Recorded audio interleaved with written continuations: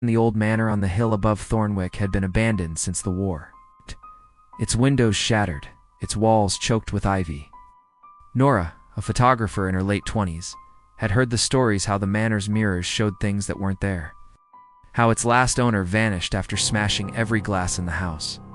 She didn't believe in ghosts, but the manor's decay was a perfect subject for her portfolio. Armed with her camera and a flashlight, she slipped through the rusted gates at dusk, chasing the golden hour's light. The air inside was stale, thick with the scent of mildew and something acrid like burnt hair. Dust swirled in her flashlight's beam as she moved through the foyer, her boots crunching on broken glass. Mirrors lined the walls, their surfaces cracked but intact, reflecting slivers of her silhouette.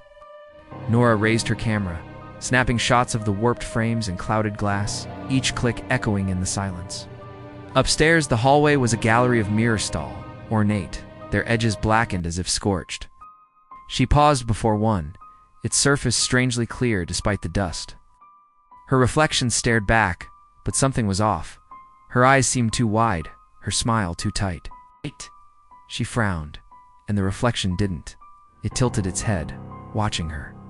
Nora stepped back, heart pounding, but the reflection stayed still, its gaze unblinking. She laughed nervously, blaming the dim light, and moved on. The next room was a ballroom, its ceiling sagging, its floor littered with shards. A massive mirror dominated one wall, its surface rippling like water. Nora aimed her camera, but the viewfinder showed not her reflection, but a crowd pale figures in tattered clothes, their faces blurred, swaying as if to silent music. She lowered the camera, and the room was empty. The mirror showed only her, pale and trembling. "Trick of the light," she whispered, but her voice shook. She turned to leave, but the door was gone, replaced by another mirror. Her reflection there was wrong too. Her hair was loose, though she'd tied it back, and her hands held no camera. She spun, checking the room, but the mirrors were everywhere now, closing in, their frames creaking like bones. A sound came then, a low hum, like glass vibrating, grew into whispers overlapping, coming from the mirrors. "Look. Stay." Nora's flashlight flickered, and her reflection in the nearest mirror stepped closer, though she hadn't moved. Its fingers pressed against the glass, the surface bulging outward. She stumbled back, tripping over glass shards, her camera clattering to the floor. The whispers became a chorus, sharp and insistent. "See us." Nora's reflection reached through the mirror, its hand cold and solid, grabbing her wrist. She screamed, pulling free, but the other mirrors rippled, more hands emerging, their nails long and black. Her camera flashed on its own, each burst showing the crowd again, closer, their faces sharpening hollow eyes.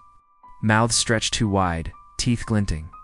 Nora ran, mirrors shattering behind her, glass raining down. The hallway stretched impossibly long, new mirrors sprouting from the walls. Her reflection was in all of them. But it wasn't her anymore, it was them. The crowd, their faces hers, but twisted. Their voices chanting her name. It was flawless, its surface like liquid obsidian. She froze. The reflection showed not her, but the manor, whole and alive, filled with those pale figures. They turned to her, their eyes empty, and the mirror pulsed, pulling her forward. Her hands pressed against it, sinking into the glass like water. The voices roared, "Join!" Her body followed, drawn in, her screams muffled as the mirror swallowed her whole. Nora's camera lay on the floor, its last photo a blur of white faces. By morning, the mirrors were still, their surfaces clouded once more. But in Thornwick, a new story began to spread about. A photographer who vanished. In a mirror in the manor that sometimes showed a woman, her face not quite her own, beckoning,